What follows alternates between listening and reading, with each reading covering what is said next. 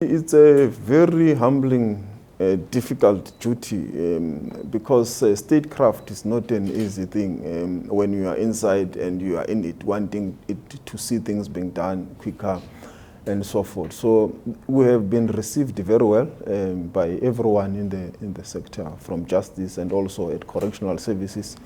And obviously our biggest highlight was to be able to kickstart this self-sustainability model at the Department of Correctional Services, where we are now, can say we are now at phase one of reintegrating and upscaling the work that the department can do on its own, because it has been done, but we want to see the farms being used to the maximum, because at this stage they are not being used at the maximum, the workshops and the various platforms that we have.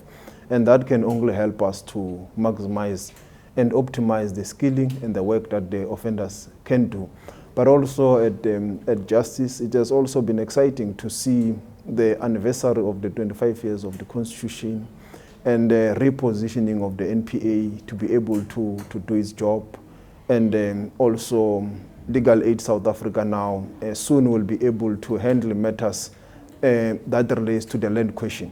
So that is one of the great milestones that I think we can be able to speak with pride. One is that the Land Claims Court's conceptualization was a temporary one.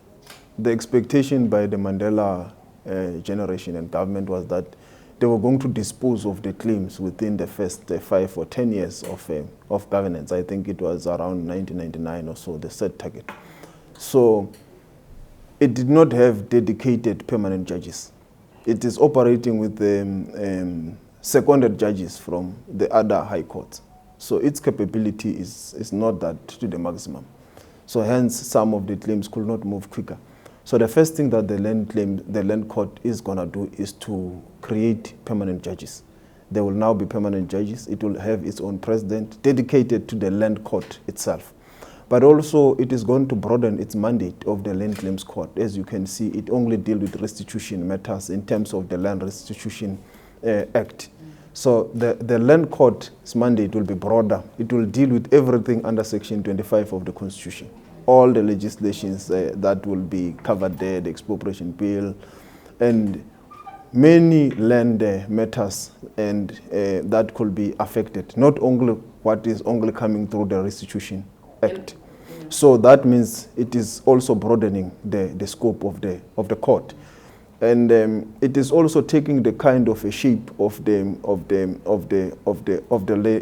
labor court, in that is going to have its own appeals court, but also its own kind of mediation chamber and arbitration, the conciliation process in the CCMA, and the arbitration kind of a situation. And we're hoping that most cases will be dealt with at that level. The rights of every South Africans are protected, and with the LGBTQI plus community, their rights are also protected. If someone commits an offense against any member of the community, it's an offense. It must be dealt with according to the fact that it's crime. It must be routed through the court processes, and there have been some cases where there have been harsh sentences muted. And the hate crimes bill obviously will deal with the issues of hate speech, which also includes race, which also includes sexual orientation and so forth, which is aimed to make it more clearer what could be constitute what is a hate crime. And so forth. But it does not, as you say, become the panacea of all the problems. The problems is societal. We have to continue to educating society, but also to enforce, because the other challenge is in reality was the enforcement and also the coordination, which ourselves were responsible for, where we also had a challenge in terms of ensuring that the structures are able to coordinate. They are also able to follow up on the cases across the police stations, across the courts.